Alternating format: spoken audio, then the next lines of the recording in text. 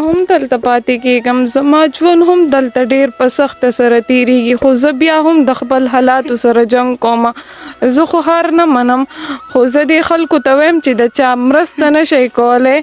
مدد نشئ کولی، نو د الله د رضا دپاره په چا پسې خنداګانې مه کوئ.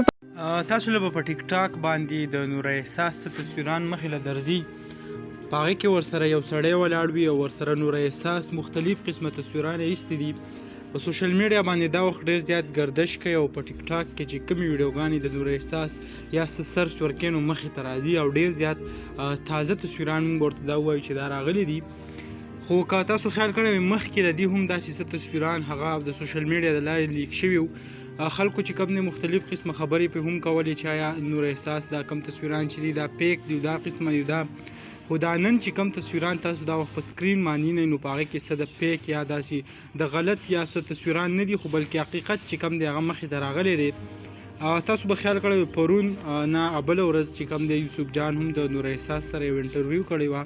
او په هغه انټرویو کې نور احساس هم ګیلې کړې وې د خلکو نه چې خلکو په ما باندې مختلف قسمه الزامات ولګول، مختلف قسمه کنځلې ماته وکړه، رد بد چې څه وله پښتنو له په خوله ورتله هغه یې ماته وویله. نو آیا کوم پښتانه چې دي هغه که یو کس د غلطې لار راپاڅېدلی او هغې ته کنځل کوي نو په حق یې کوي.